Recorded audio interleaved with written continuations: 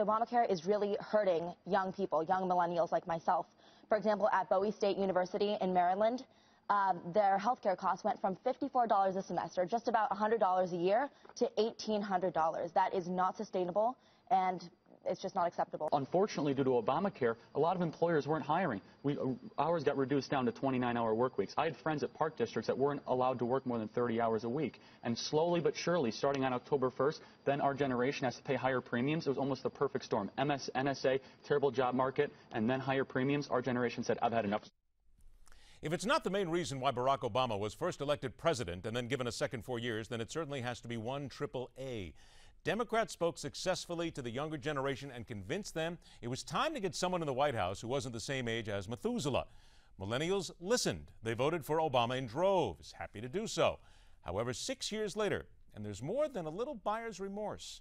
Welcome to MidPoint, author of The War on Millennials, airing grievances and offering solutions through the eyes of America's next generation of leaders. Pete Seat joins us on MidPoint today. Pete, thanks for being with us. Thanks for having me, Ed. All right, Pete, let's get to it when it comes down to the millennials themselves and when they realize this.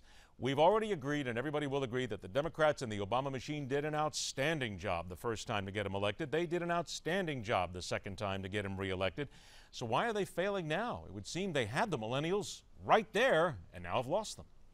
Yeah, Barack Obama is the very reason why millennials have become disillusioned and disengaged with politics in general.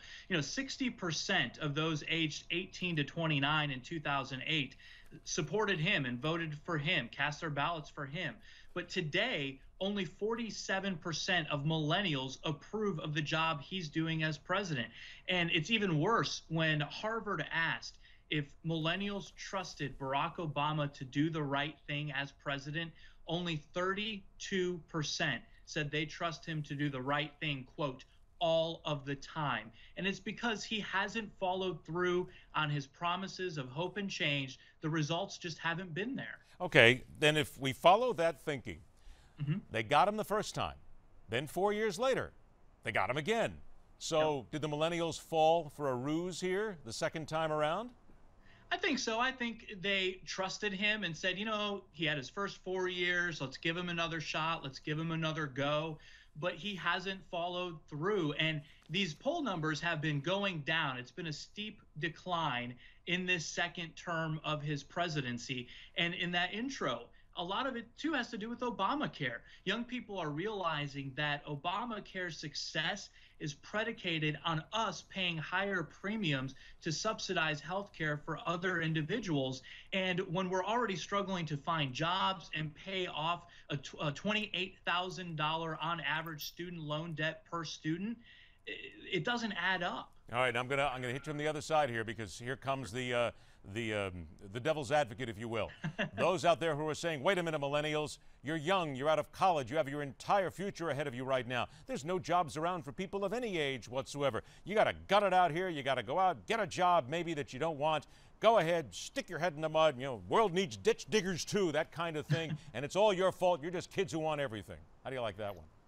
Yeah, well, we're told that all the time, that we're narcissistic and entitled and arrogant. There's all sorts of labels thrown out about young people. But here's the fact of the matter. We are inheriting an increasingly raw deal, one that has only gotten worse since Barack Obama became president.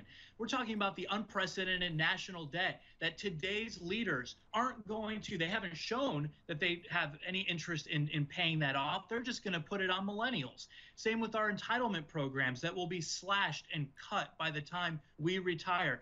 And not to mention the Middle East, South America, Asia, all these hotbeds and souring international relations. Guess who's going to have to fix those? It's millennials, because the folks in power today have no appetite, haven't shown that they have an appetite to do what's needed to get the job done. So if millennials feel they got the shaft from the Obama administration, and we're coming around again to the midterms and then the presidential election in 2016, are you indicating that perhaps even if many of these millennials are liberal, are Democrat, and are staunch Democrats, that they will go Republican, that they will turn conservative simply to get a change and to make their economic life better? I think there's some of that. I think there's also truth that millennials are much more fiscally conservative than the media gives us credit for. We save more and at an earlier rate in our lives than any other generation in the history of this country. And I think Republicans and conservatives have an opportunity in this vacuum to offer ideas. Don't just be the party of no and opposition, but offer ideas that will actually make this country a better place for the future millennials. And at the very least, millennials will pay attention to those ideas because we want results. Now, here comes that devil's advocate again. I love playing it. It's You're good at that. It's the best card here to play every single day. There are those who will say, wait a minute, the Republicans are the party of no. They're the party of opposition. They're the ones that don't have a new health care plan here, and they're the ones that continually are holding things up in Congress. How would you answer that then from the millennials' position? Well, I'll agree that we need to put more, Republicans need to put more ideas forward and more alternatives to the programs that are out there.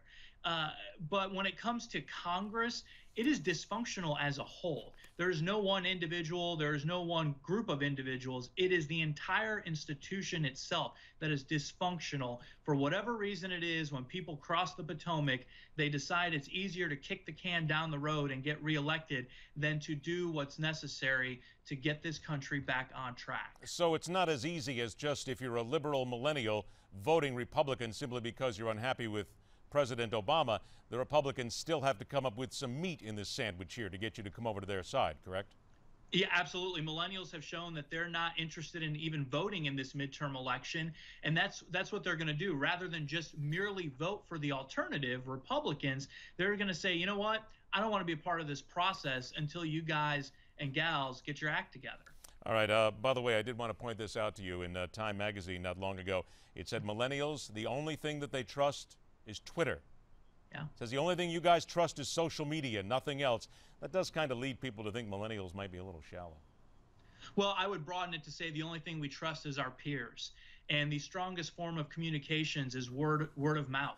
And you get that word of mouth from your peers through social media. So if candidates, elected officials want to learn anything, they're going to have to pay attention to social media because that's where young people get our news and information. All right, let's see if the Republicans are listening and they manage to at least speak to you coming up this election. Pete, again, the book, author of The War on Millennials, Airing Grievances and Offering Solutions Through the Eyes of America's Next Generation of Leaders. It's a pleasure to have you on, Pete. We'll definitely do it again. Thank you so much, Ed. Have a good one. Take care. All right, America, you get to tell us now, hey, if you're a millennial, would you switch? If you're a liberal Democrat, would you vote for the Republicans just for a change? Maybe you get to tell us that and tell us a whole lot more. This is MidPoint, where every day we question everything.